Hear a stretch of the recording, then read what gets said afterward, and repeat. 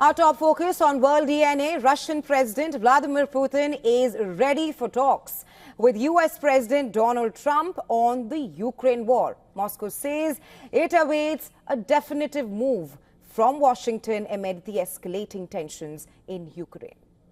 Talks between the two leaders are being widely seen to be potentially decisive in reshaping the trajectory of the Russia-Ukraine war. Putin also echoed Trump's claim that the Ukraine conflict could have been avoided if he were in office.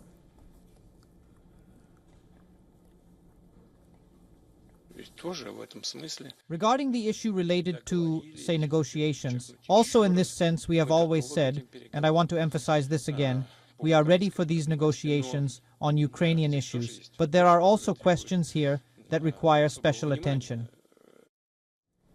In response to the comments by the United States President Donald Trump on cutting-edge nuclear arms, Kremlin has said that the Russian president wants to restart nuclear arms cut talks as soon as possible. Meanwhile, the Ukrainian President Vladimir Zelensky has said that Putin is trying to manipulate efforts by Trump to secure a peaceful solution to the war. This comes after Putin praised the US President Donald Trump and said that he is ready for peace talks. However, Kyiv has said that the peace talks will not be possible without the consultation of Ukraine and Europe.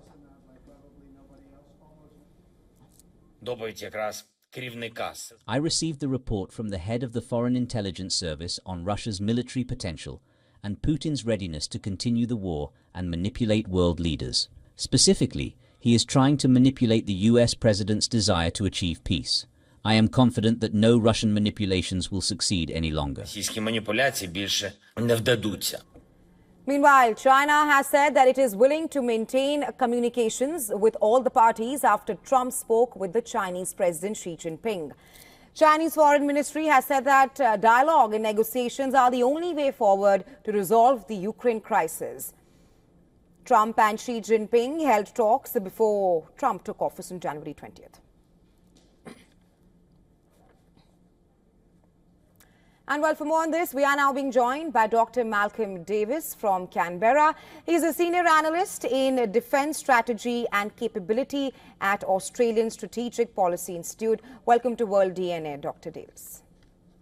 Thank you for having me. Now, big breaking news that Putin has clearly said that he is ready to hold talks with Trump on the Ukraine-Russia war. First up, your analysis: is a war-ending deal on the cards?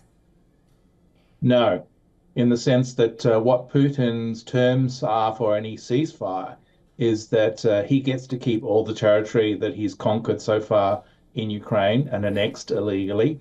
Secondly, that he extends control of that territory beyond the territory he's controlling to other areas of Ukraine.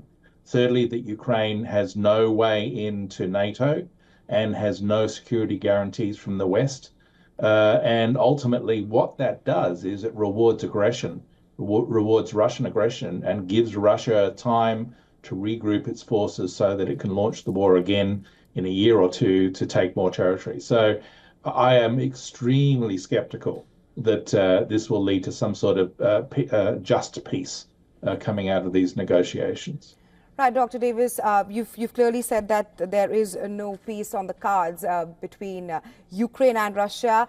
Now, Putin's willingness to hold talks comes a day after Zelensky said that he could also speak with Putin. So perhaps, do you think that what kind of concessions will be made to end 3 years of fighting between Russia and Ukraine, because ending the war is on top of Trump's agenda as well? It is, but at the same time, you've got to end the war in a way that preserves Ukraine's security and its interests going forward, and at the same time ensures that NATO and Western Europe is not threatened by Russia. And Zelensky, I think, understands this. He understands that the best way to ensure a future war does not occur in Ukraine would be for Ukraine to become part of NATO, and I think that's an entirely appropriate step to take. Russia obviously opposes it. But secondly, you've got to end the war in a way that prevents Russia from them using a ceasefire or using that peace agreement to regroup and rearm and either threaten Ukraine in a year or two, or worse, threaten NATO directly. So I think that what we need to avoid here is falling into the trap that we did in 1938 with Munich, where we had a peace in our time agreement that ultimately gave Hitler and the Nazis time to continue the war and ultimately take more of Europe.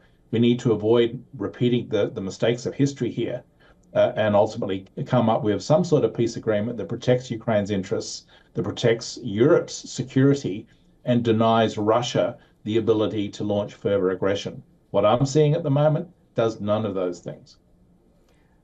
Right. I also want to touch upon Putin's latest statement where he said that if Trump was in the office, the Ukraine war would not have taken place. It would have perhaps been averted. He also called Trump pragmatic and smart, and he also spoke about nuclear disarmament with US. I want to ask you if all this leads to strong keenness from Russia's side to mend ties with the US with Trump in the Oval Office. No, in the sense that what Putin is doing is trying to manipulate Trump's ego.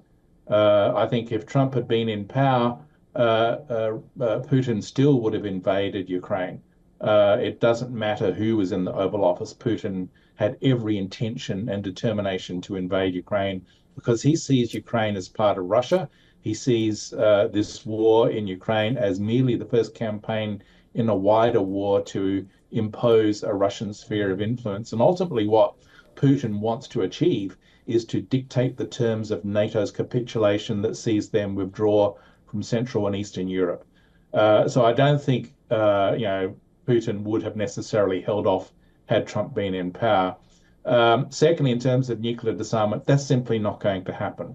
Russia is in the throes of a major nuclear modernization and expansion process at the moment. There's already indications that they have violated New START, that key arms control agreement that is supposed to limit the number of warheads and missile delivery systems by the United States and Russia.